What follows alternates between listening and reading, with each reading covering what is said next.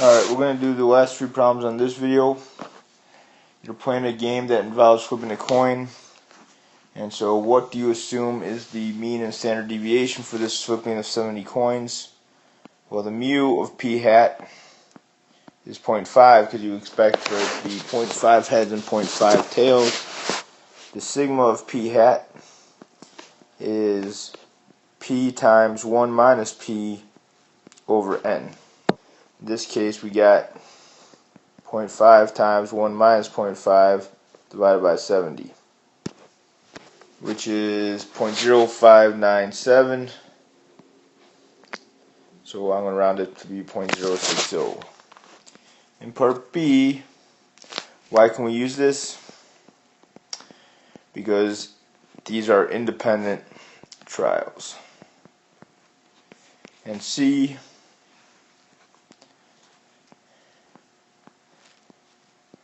and make my little normal distribution. I already figured out that this was 0.06. And then they tell me that we only got 30 heads, so I'm going to figure out what 30 divided by 70 is. That's 0.429. And I'm going to shade everything below it because that's the area that we're looking for. So I do normal CDF. That's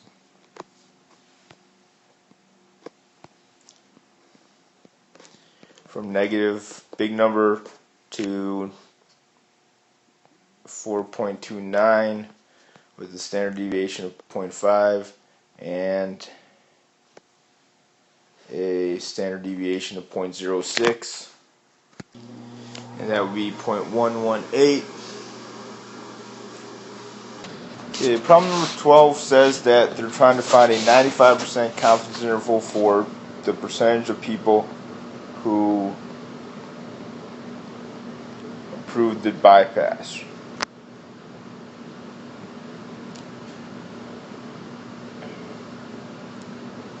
So that's the first line. Okay, so the SRS is going to, actually before we get to that, we got to remember that this is a 95% confidence interval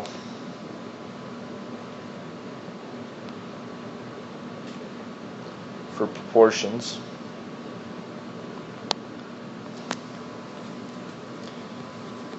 Then SRS is stated in the problem. The next one is independence, which is 952, because that's the sample size, times 10 is 9,520, which is less than the population of a large city. And normality, we do 952 times 443 over 952, which is p hat. You get 443. And 952 times 1 minus 443 over 952, which equals 509, which are both bigger than 10.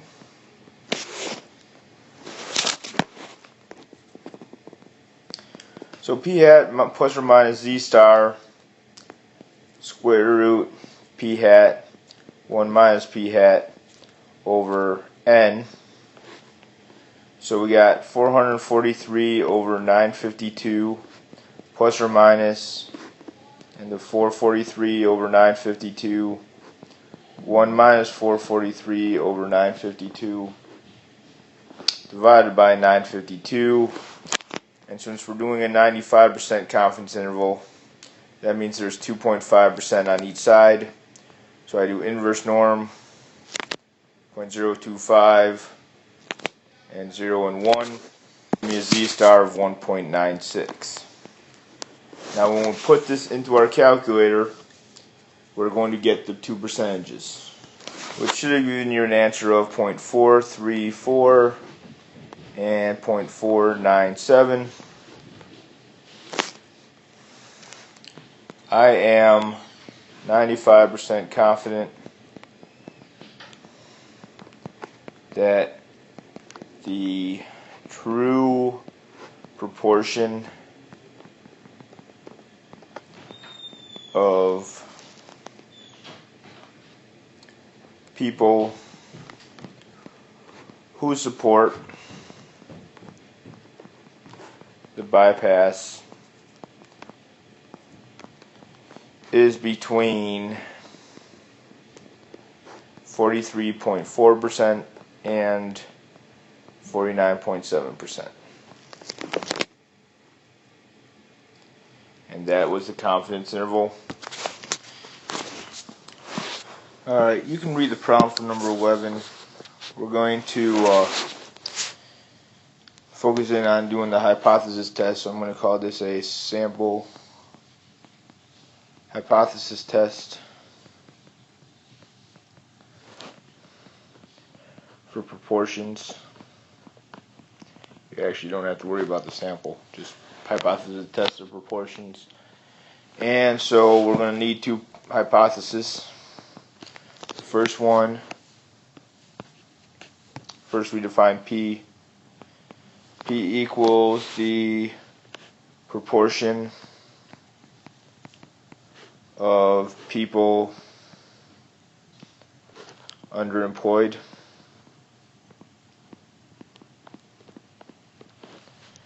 So my initial hypothesis is P equals 0.196, and we're trying to show that we're doing better, so the next one is P is less than 1.6. So we got an SRS that's stated somewhere in the problem. Independence, this time we have a 250 times 10 is 250, which is less than the total. And for normality,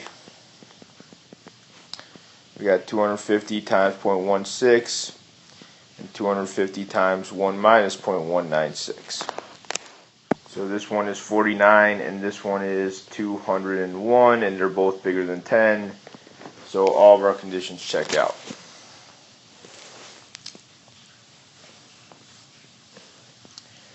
Mu of p hat equals 0.196. The standard deviation is going to equal, so we're on to the math, 0.196 times 1 minus 0.196 divided by 250. Which gives me a standard deviation of 0.251.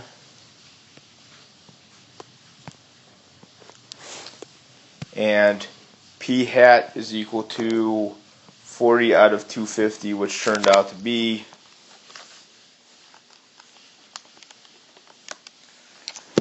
0.16.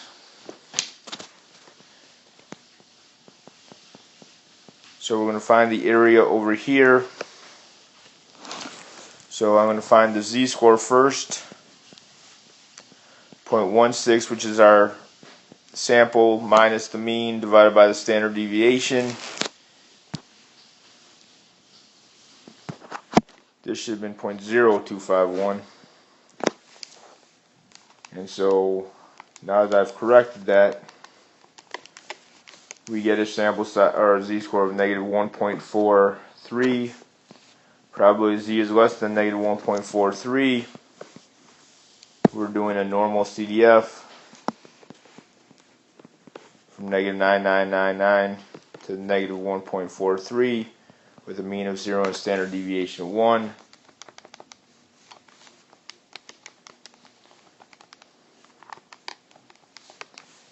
And that gave us a p-value of 0.076, which is bigger than 0.05.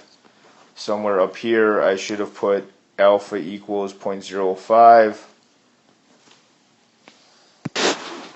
Alright, so I failed to reject because my p-value is higher. The null hypothesis.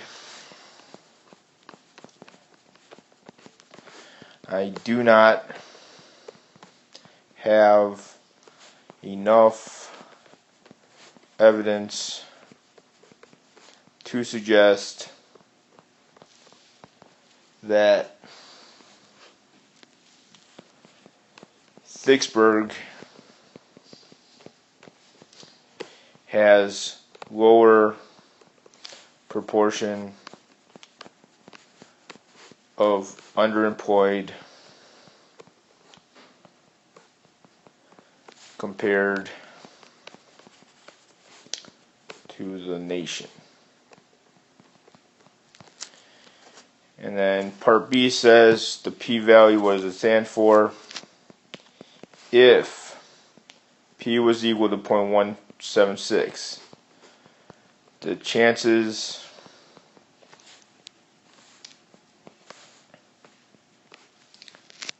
not 176, 196, the chances of getting a result of what was our result? 0.16 of p equals 0.16 or lower is 7.6%. So if the initial hypothesis is true, then the chances of getting a result that's more extreme is 7.6%. And that's it for this lesson.